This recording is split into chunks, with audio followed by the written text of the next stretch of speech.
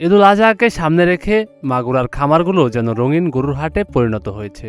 এ সময় সবচেয়ে বেশি নজর কাটছে বিশাল আকৃতির ষাঁড় লালু।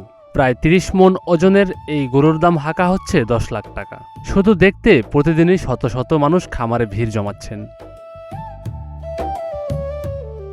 মাগুরা সদর উপজেলার বাগবাড়িয়া এলাকার একটি ছোট্ট খামারে ৩ বছর ধরে সন্তানের মতো লালন পালন করা হচ্ছে লালুকে। ১৪ ফুটের বেশি দৈর্ঘ্য এবং ৬ ফুট উচ্চতার এই ষাঁড়কে নিয়ন্ত্রণ করে বাইরে বের করতে লাগে অন্তত ১০ থেকে ১২ জনের সহায়তা। খামার মালিক আশিক বিশ্বাস জানিয়েছেন, কোনো ধরনের ক্ষতিকর ফিড বা কেমিক্যাল ব্যবহার হয়নি। ঘাস, খড়, ভুসি ও প্রাকৃতিক খাবারেই বড় হয়েছে লালু। আমার খামারে একটা গরু আছে, তার নাম হচ্ছে লালু। আনুমানিক ওজন আছে ১২০০ কেজি।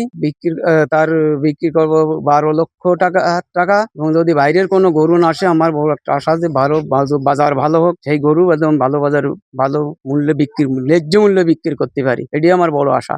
এবারের ঈদে গরুটির দাম চাওয়া হচ্ছে ১০ লক্ষ টাকা। শুধু লালু নয়, একই এলাকায় আলোচনায় রয়েছে কালামানিক নামের আরও একটি বিশাল ষাঁড়। প্রায় ২০ মণ ওজনের গরুটি ৮ লাখ টাকায় বিক্রি হওয়ার সম্ভাবনা রয়েছে। খামারিরা আশা করছেন, বাজারে বিদেশি গরুর চাপ কম থাকলে কাঙ্ক্ষিত মূল্য পাওয়া যাবে। আমার নিজের বাড়ির গরু, আমার ৩ বছর লালন পালন করছি। আমরা গরুটা বিক্রি দেবো। গরুটা সবাই খাবার খাইছি, ঘাস, খড়, ভুট্টার গুঁড়ো। আমরা গরুটার নাম রাখছি শখ করে কালামানিক। আমরা ন্যায্য মূল্য হলে আমরা গরুটা বিক্রি দেবো ৮ লাখ টাকা।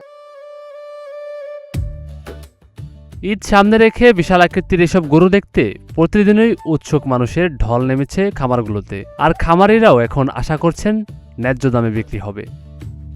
সাইদুর রহমান সামি, নাগরিক প্রতিদিন।